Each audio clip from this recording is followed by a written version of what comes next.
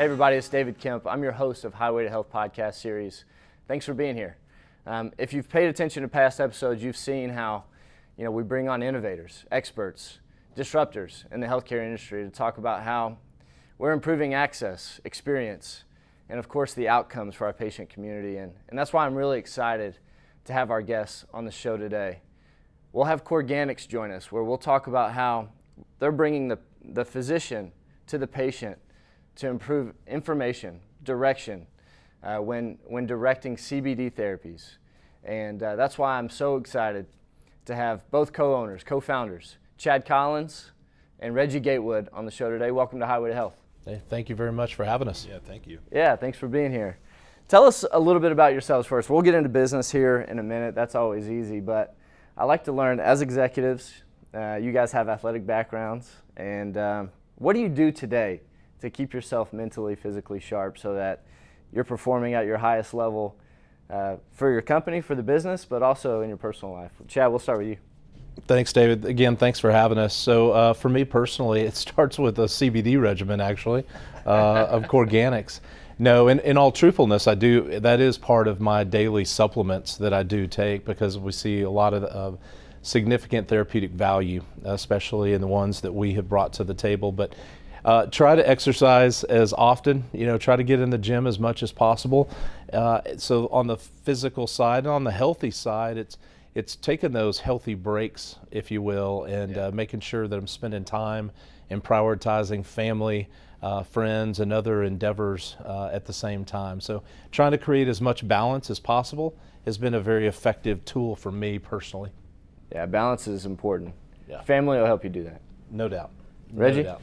Yeah, so great question, and probably one of many answers that will be somewhat similar between the two of us, right? So we spend a lot of time together.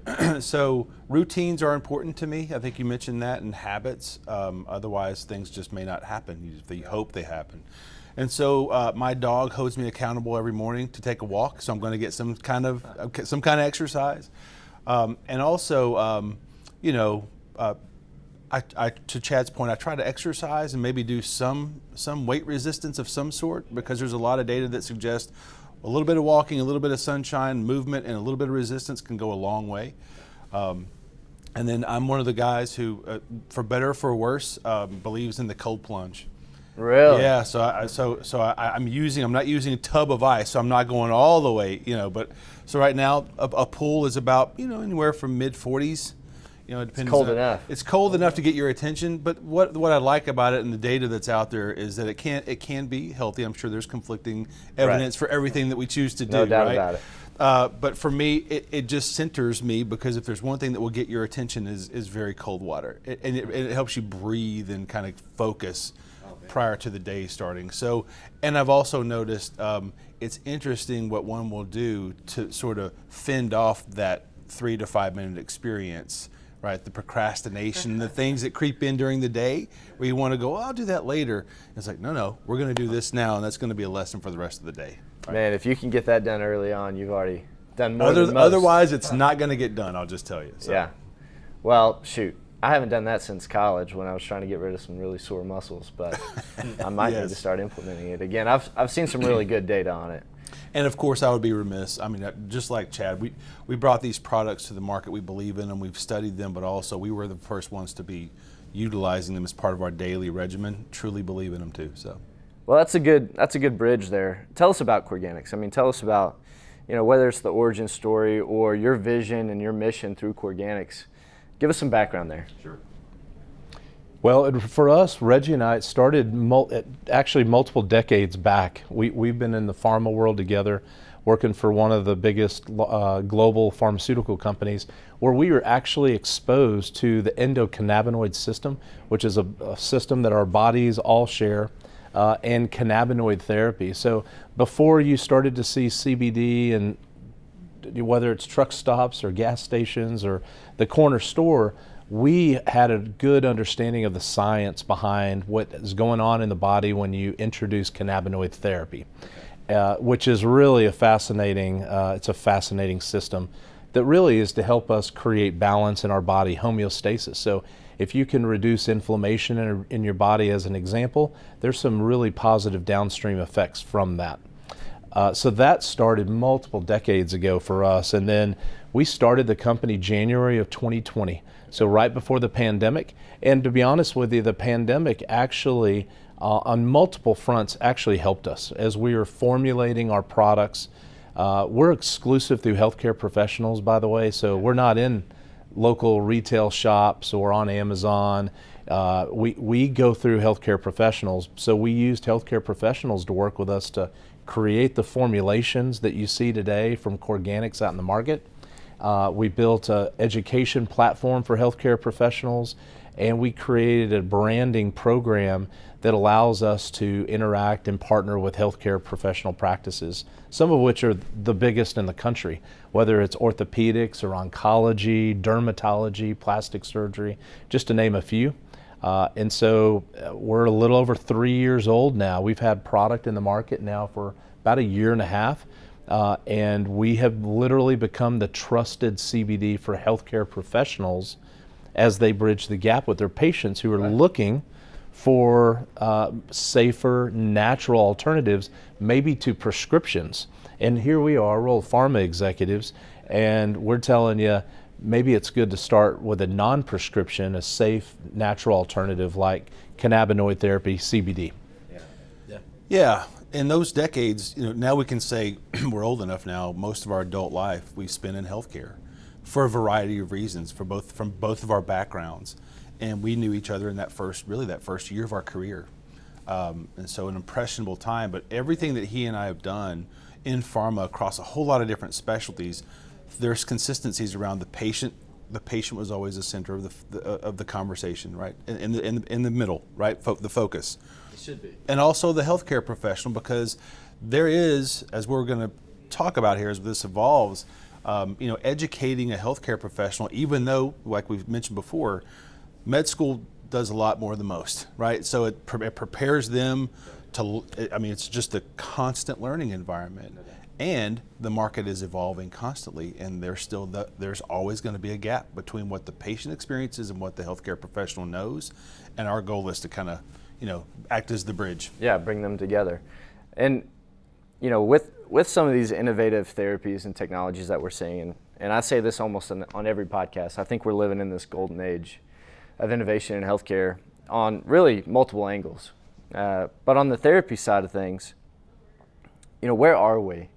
Regionally, probably there's different pockets across the United States, maybe even globally, that is, more progressive, willing to adopt some of these things earlier, more often.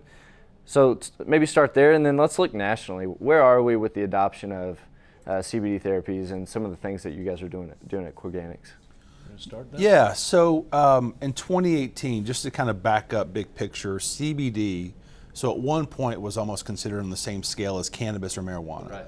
because there's still that legalization state by state that's happening for marijuana. And as we'll talk about several times, CBD and broad spectrum cannabinoid therapy is very different, right, than marijuana. But in 2018, the Farm Bill was passed, which made CBD legal in all 50 states. Okay. And there was a big shift in the market of patients going out and saying, well, if this can treat this, I'm going to use it. Right. And so sometimes it's good. To your point now, we believe the golden age is here around advanced natural therapeutics, because the patients are speaking very loudly about that. And so when the market moves faster than maybe the medicine, that's not always a bad thing.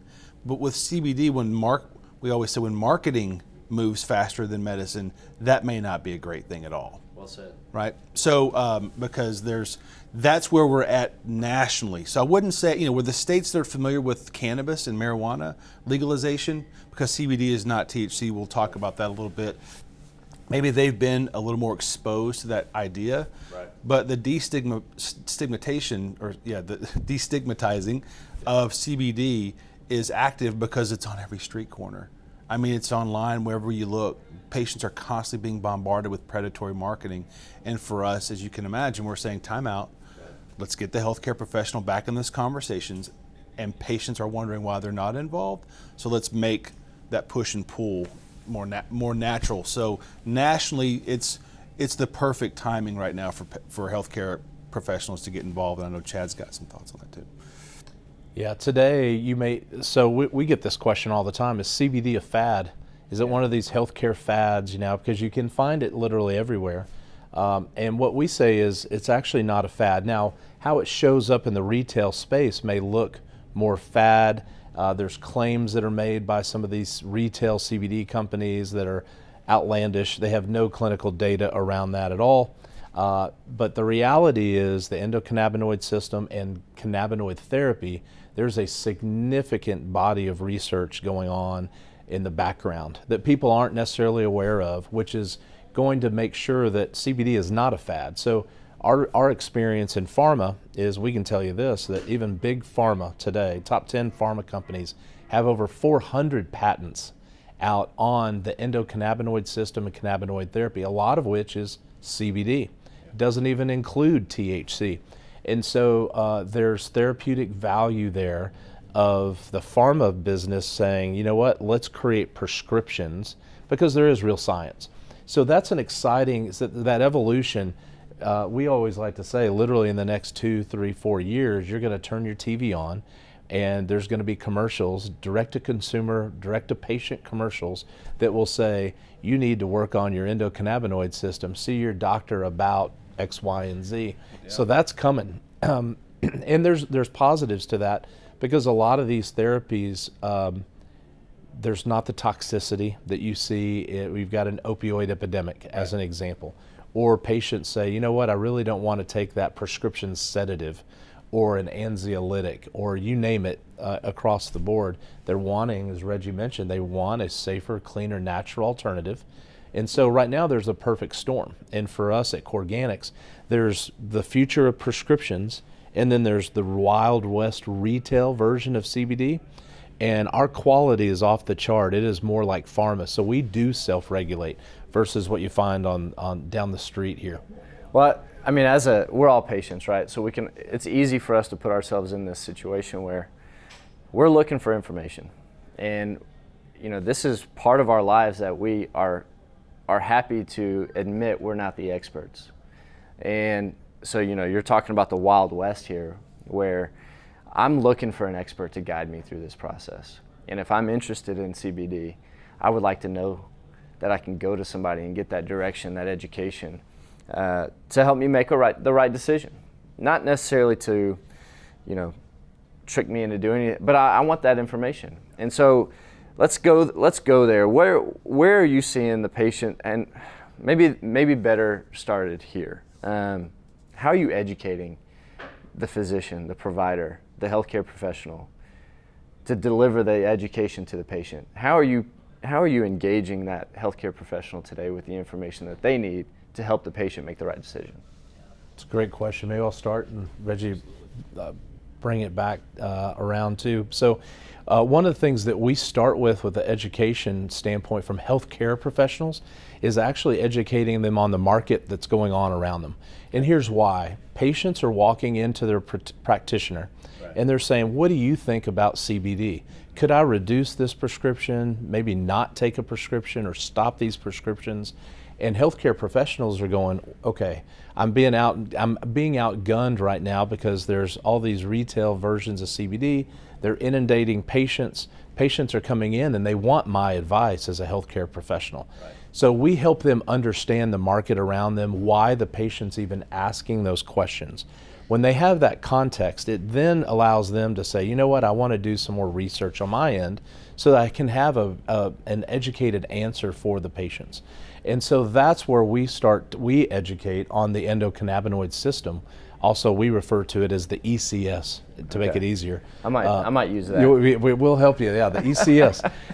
And so we educate on the ECS. We also give them background. While we can't make claims, we can show them, even from a Corganic standpoint, IRB approved clinical data where research institutions like UCLA, University of Washington have worked with our products and actually done clinical trials with them. We share a lot of that data. And then as we bridge that gap of helping them understand the system and why a patient is asking them, we also then start to educate on what the Wild West retail version is. Yeah. And a lot of times they don't test for heavy metals or pesticides, or what they tell you is in the bottle is actually not what's actually in the bottle. And it's because they cut corners because it's unregulated in that environment. So we teach and train on certifications and what they need to look for, and which at the end of the day usually leads to, well, Corganics is the one I can really trust, because we do put such scrutiny on our quality that's just different. So that's where we start, the market, the system in our body, and then help them bridge that gap and have a real tangible answer for patients. Yeah, that's great. And I think you mentioned something, David, earlier around trust. Right. So you want to learn more, you may even want to try a new therapy, cannabinoid therapy, and you may have educated yourself, but right now patients are self-treating, self-educating for the most part. And then when you walk into the store and say, finally take that step, I want to learn more, this is the reality, you're probably going to be guided toward whatever the monthly special is by someone who's not trained, Sure. who's never been in healthcare. Sure. They're in sales. Right. And that's the predatory marketing side of things. And so you've got a patient who's got the momentum around, I know about the market, I know enough to ask about it. Right. And the healthcare professional currently isn't as confident as they would like to be. And so there's a pool there for us too to say, we can help you, it's okay, because that's one thing that's being taught more. But here's what Gallup told us in 2019. 1 in 5 Americans are using some sort of CBD. That probably wouldn't surprise you. 3 in 5 see it as valid medical therapy. But the two big issues as to why we even do what we do, healthcare professionals not involved, so check. To Chad's point, the mechanisms that we use, we educate them and the patients. Then also the lack of the wild inconsistencies in quality. And so we've got to treat it like it's truly a pharmaceutical grade, when we'll speak to that a little bit, so that the healthcare provider, instead of saying, I don't know much about what you just brought in the office to ask me about, just be careful. Those are the two words we hear the most. So we're going to help them live to the do no harm side of things and say, actually, that one may not be vetted as much as the ones that we vetted, to trust, that we trust enough. So you trust me, so we trust them. So now here we are. And I'd like to get into that a little bit more, because you're probably going to have to answer questions around cost and quality, and talk about the difference between, something that is clinical grade and something that you might find in a retail shop. What's that gap there? Put some structure around that for our listeners. Sure. There's a lot of layers. There's a lot of layers to that. Let's start with claims. Right, so you walk in, they say, well, this is for pain, or this is for nausea, or this is for anxiety or depression or COVID or cancer. Right. You cannot say any of those things. So we'll start with that. We make zero claims around our products. What we can make claims around is the quality of our products. We help healthcare professionals understand the system, as mentioned, and let them connect dots around that, which we think is very, very important. And that's how they treat normally anyway. So a lot of prescriptions in the market are used, sometimes even off-label, because they have experiences and they understand that I think this would lead to this. So I think that's one piece. A lot of times those retail versions, they don't do quality testing, so third-party independent testing of what's actually in the product itself. Sure. And so one of the things that we convey is, like, if you go to one of our products, on them is a QR code that leads to an ISO certified third-party lab result. That's a lot to say. Yeah, it is. But that will tell you everything that's in our product and that's not in our product. We do that for every single batch. We make that apparent and very transparent website, and then also the bottle itself. And then when you look, and most don't do that. In fact, I think 97% of what these third-party audits have shown, most companies don't even test for heavy metals. So we're used in some of the largest oncology group practices in the country. And there's a reason why, because they know there are no heavy metals in our products. We test them to an nth degree. And so that transparency piece is very, very important. Then there's the lack of even clinical data out there. So like, they may make claims, but There's no data at all. They make a 5-patient survey doesn't compare to a 500-patient study by UCLA and University of Washington on a product like ours.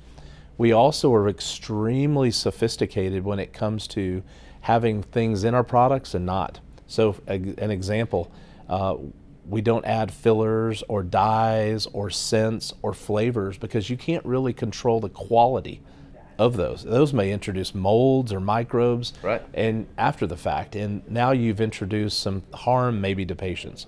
We don't have any of that in our products. It's, I hate to say pure, but our products are pure when it talks about cleanliness. We also have certifications. We're FDA certified for sport, or I'm sorry, we're an FDA registered facility. We're also NSF certified for sport, our whole manufacturing organization. And so with that, that's another gateway or filter to say, you know, we don't have THC in our products. But guess what? 20 to 30% in the retail space do, even though they tell you they don't.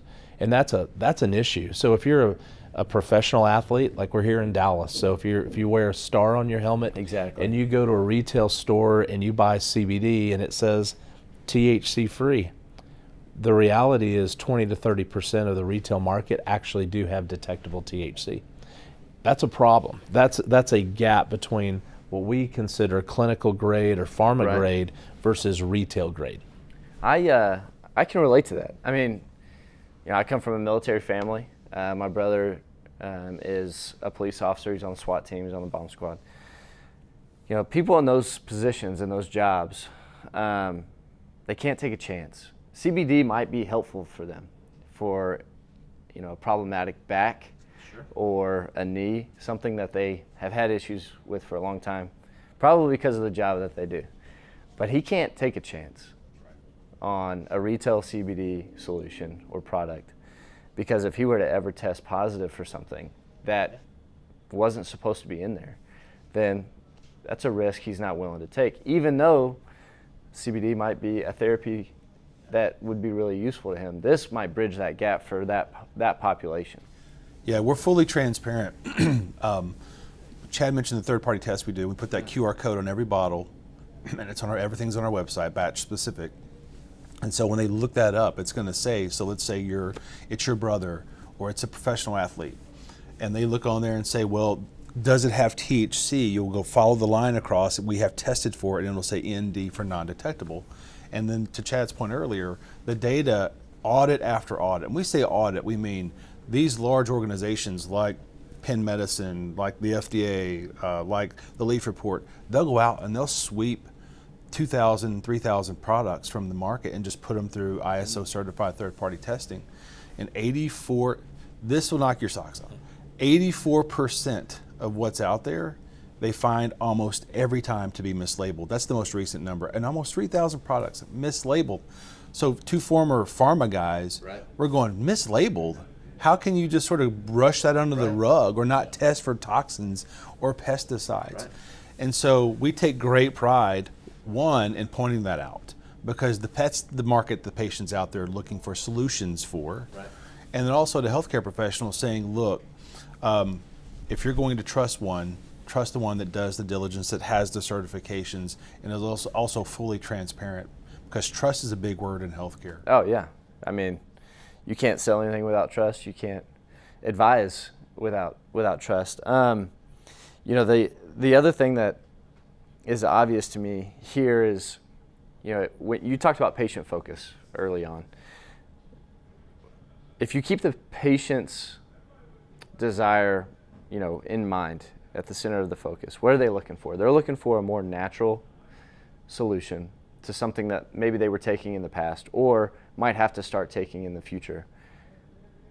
If you're not providing the transparency around what's in the solution, and you can't promise that it is a natural solution, then you're not listening to the patient. You're not delivering what they're desiring.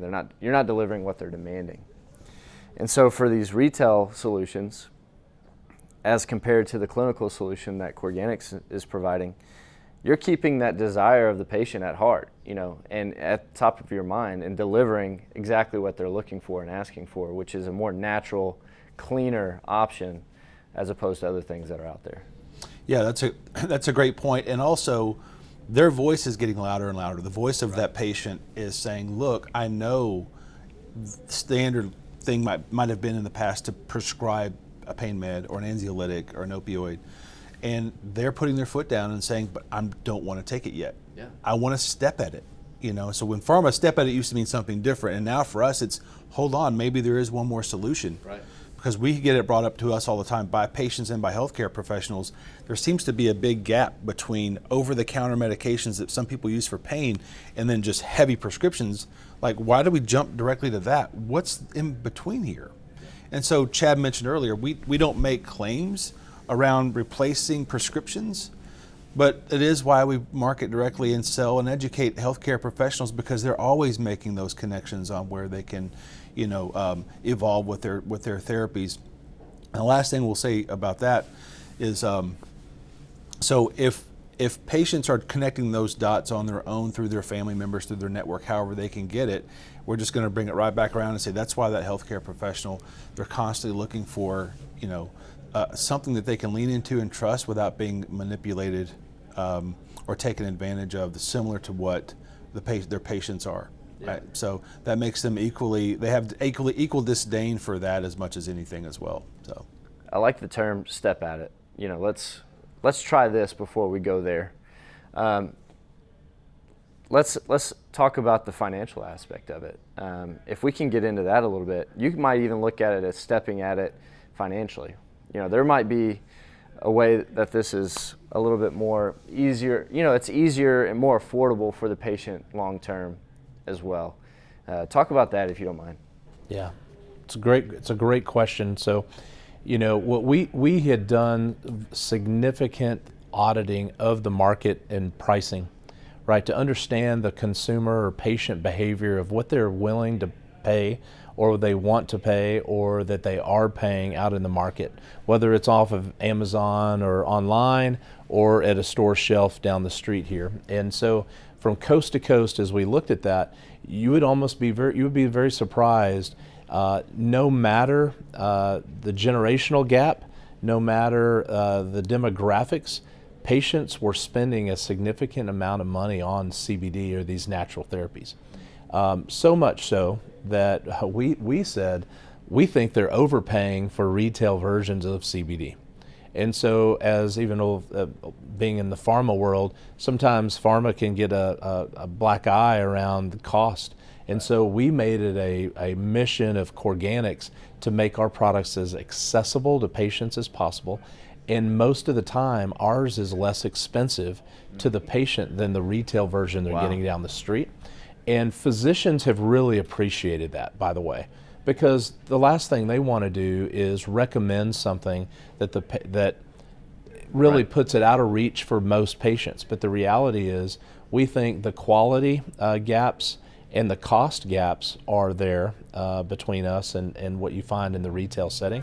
And so most of the time our patients are paying less than $100 for a monthly therapy, whereas in the retail space they may be paying $130 to $150 for a therapy that looks the same, but certainly is apples to oranges quality. Sure. And so we have programs in place to help patients have access to our products at a very affordable position. But I'll take one step back and say, we talked a little bit about even pharma and future of prescriptions. Those prescriptions are going to be sky high. We hate to say it. So we actually fit in a place that could be high quality, but not at the level of even a copay for somebody who's got the best insurance for a CBD that's going to be a prescription down the road. Gotcha. So that's the future. And so we wanted to position ourselves in that space that makes it accessible to patients. The more patients, the better. And again, we see it everywhere from Mobile, Alabama to Billings, Montana to New York City to Beverly Hills to you name it. Patients find our product pricing very affordable and accessible, which is important to us. Well said. There's a frustration level right now out there with healthcare professionals and insurances and payers. Right. That's not going to get any better.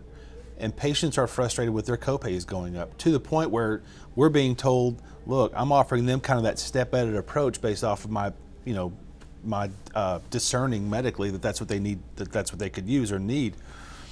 Yet sometimes they're paying less for our products than they are, like Chad just said, for a copay. Right.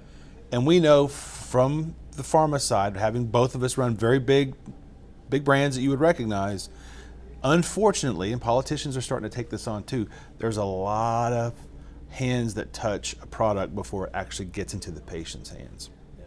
And everybody has their little slice of that pie. Well, healthcare professionals see right through that too, and they're saying, well, so I can offer this directly to the patient. Yeah, absolutely. And still be seen as being relevant with what they're already out there researching on their own or self-treating. Somebody really smarter than me, told me one time, innovation doesn't matter if it's not accessible to the population. If it's not generally accessible, it's not innovative. I like that. And so for what you guys are doing here, obviously it takes a lot of innovation, both in terms of innovative thinking and then deliverability. But what I truly believe is the most important piece of this is you're making it accessible to those that need it the most. It's not a select group of folks that can afford it. It's let's make it generally accessible to those that need it. And that's where true innovation happens. And that's where the magic happens. It's almost sad that if you think of accessibility, which should be at the top of the list, is actually being seen as being disruptive, because we see ourselves as very disruptive to what the status quo is.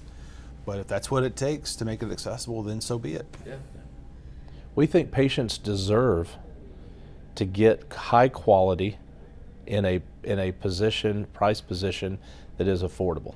And so while that may not seem innovative, that really is innovative compared to what we see in the retail space, where we think that patients are being gouged with their hard-earned dollars and not getting the quality that we think a patient deserves. Sure. So, and there's a lot of trial and error when a patient is going at it on their own, and so you can not only provide the financial benefit of what you were talking about, but you can also get them the relief that they need sooner, because they're getting directed by a professional, a caregiver. And so if we're getting close to time here, and we've talked a lot about different things, and what I like most about your journey, both of your journeys here, is the experience in the pharma space, where you've seen these things brought to market in the past. You've seen the challenges that it prevents to a physician and to a patient, and you're bringing that experience to a solution that is starting to become more and more widely accepted. If there's one thing that we could leave our patients, our listeners, with, if you wanted them to walk away understanding one thing, what would those things be? Well, there's probably multiple, David, but what I would say is cannabinoid therapy, or CBD, is here to stay, that it is valid therapy, just like Gallup told us that most patients are headed down that path, and that we think that healthcare professionals and patients should have even more discussion about what's going in our bodies or on our bodies. And so we would encourage patients to go to their healthcare professionals with anything that they think that they want to self-treat with, just to at least get their opinions. We value that. And then as a healthcare professional, be open to listening to your patients. When they're asking you questions about CBD, as an example, they're telling you something deeper. They're telling you that they want safer, natural alternatives, and a lot of times that's to prescriptions. And so if we can help bridge that gap, we feel like we're doing a service to both the healthcare professional and patient population. Well said. For sure. Yeah, the message to the patient is we hear you, because their actions are speaking very loud right now. So millions of them are spending billions of dollars on CBD, many of whom don't start with THC, which is in cannabis, which is the one that can cause the high effect. Ours does not have that, right? Because most adult Americans don't want to start there. So the first one there is we hear you, that you're looking for a safer, more natural alternative. And then to the healthcare professional, Chad just said it, we also hear you, and we know it's kind of like we got you, because we know you're being asked about it, and we want to help provide the education that you feel confident enough to meet your patient, in many cases where they're already at. Right. And so if we can do that, and that's a great mission to be on, because we've spent a lot of our career and, like I said, our adult lives in that space, it could be very fulfilling. And we've still got a ways to go. We understand that, but we're coming. It's happening. Well, I can't thank you guys enough for being here and teaching me a lot about this topic. I've stumbled through cannabinoid pronunciation throughout this entire episode. Nailed it. I finally got it right. But to our listeners, thank you for joining. But I hope you learned something today. I know I did. You probably have some of these questions yourself. And so don't be afraid to ask your physician for guidance. That's why they're there. And through the education and engagement that companies like Corganics are providing our physicians, our healthcare professionals, they are more equipped now to answer the questions that you might have and help guide you towards a more natural, cleaner solution to help what ails you. And so thank you again for joining Highway to Health. And Chad, Reggie, thank y'all. Thank you. We'll see you next time.